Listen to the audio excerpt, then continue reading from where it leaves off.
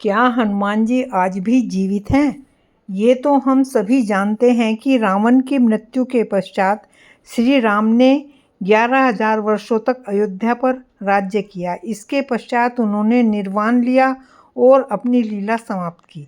लेकिन रामायण के कुछ संस्करणों में हमें एक और बड़ी ही रोचक कथा जानने को मिलती है। कथा के अनुसार श्री राम को राज्य करते हुए 11,000 वर्ष बीत गए थे। उनकी कृपा से महाबली हनुमान भी चिरंजीवी बन चुके थे और कल्प के अंत तक जीवित रहने वाले थे। वहीं श्री राम के मुख्य द्वार के रक्षक भी थे। श्री राम द्वारा त्यागे जाने के बाद इन चारों भाइयों ने सबसे पहले लक्ष्मण ने अपने शरीर का त्याग किया। लक्ष्मण और देवी सीता के न रहने के कारण श्री राम का मन भी संसार से ऊब गया। इसी कारण उन्होंने अपनी लीला समाप्त करने का निर्णय लिया। मनुष्य रूप में थे तो मृत्यु को अंगीकार करना उनकी लीला का अंतिम चरण था। यही सोचकर उन्होंने यमराज को आमंत्रित किया। यमराज आए तो सही, किंतु जब उन्होंने द्वार पर पवनपुत्र को देखा तो सोच में पड़ गए कि अब श्री राम तक कैसे पहुंचा जाए। हनुमान किसी भी स्थिति में मृत्यु को अपने प्रभु तक पहुंचने नहीं दे सकते थे और उनसे युद्ध कर अंदर जाना किसी के वश की बात नहीं थी। ये बात यमराज ने श्री राम को बताई। जब श्री राम ने ये सुना तो उन्होंने हनुमान जी को बुलाकर बहुत समझाया कि जिसने भी जन्म लिया है उसकी मृत्यु आवश्यक है, अतः अब वे हट छोड़ें और उन्हें इस संसार का त्याग करने दें। किंतु बजरंग बली ने जब ये सुना कि उसके प्रभु अब इस मृत्यु लोक को त्याग करने वाले हैं, वे अत्यंत व्याकुल हो उठे।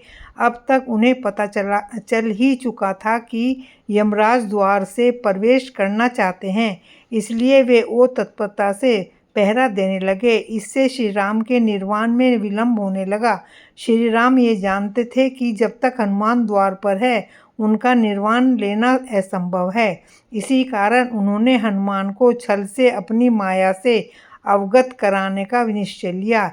एक दिन जब हनुमान श्री राम के समक्ष थे, श्री राम ने जानबूझकर अपनी अंगूठी भूमि के एक छिद्र में गिरा दिया। फिर उन्होंने हनुमान से कहा कि पवनपुत्र, ये अंगूठी मुझे सीता ने दी थी, इसलिए मुझे अत्यंत प्रिय है, अतः आप यथाशीघ्र इसे ढूंढकर ले आए। अपने प्रभु की आज्ञा पर हनुमान सूक्ष्म रूप धरकर उस छिद्र में घुस गए और अंगूठी खोजते हुए पाताल में नागलोक तक पहुंच गए। वहां जब नागों ने उन्हें कुछ खोजते हुए देखा तो वे उन्हें नागराज वासुकी के पास ले गए। हनुमान ने वासुकी को प्रणाम किया और वहां आने का अपना प्रयोजन बताया। उनकी बात सुनकर वासुकी हंसने लगे और कहा, तो इस कल्प में श्री राम का अवतरण समाप्त हो ही गया।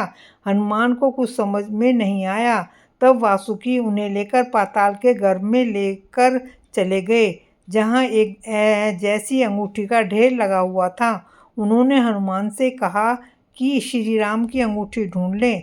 हनुमान बड़े परेशान हुए कि अंगूठियों के इस ढेर में वे असली अंगूठी कैसे ढूंढें।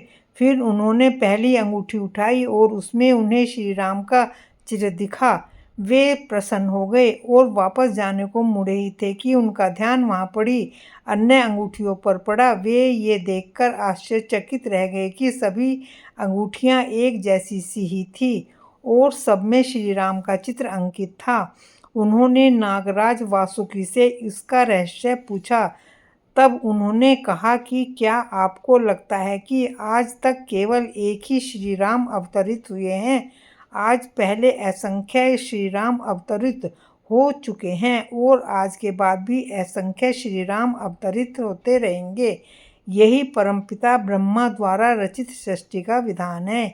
इसी को सृजन और विनाश का चक्र कहते हैं।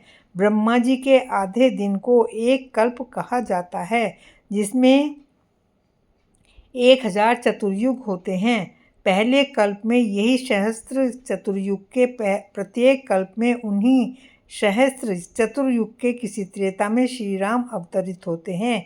यही नहीं, स्वयं आप भी हर कल्प में जन्म लेते हैं और इस अंगूठी को ढूंढते हुए यहाँ आते हैं।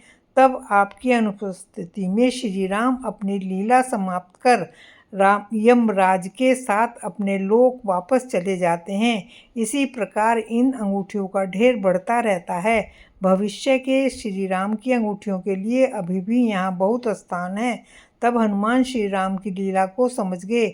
उन्हें ये भी समझ आ गया कि भले ही वे नारायण का अवतार हो, यदि वे पृथ्वी पर अवतरित होते हैं तो उस रूप में उनकी मृत्यु होना भी अवश्यंभावी है। यदि ईश्वर स्वयं अपने बनाए विधान का उल्लंघन करेंगे तो सृष्टि में अराजकता व्याप्त हो जाएगी।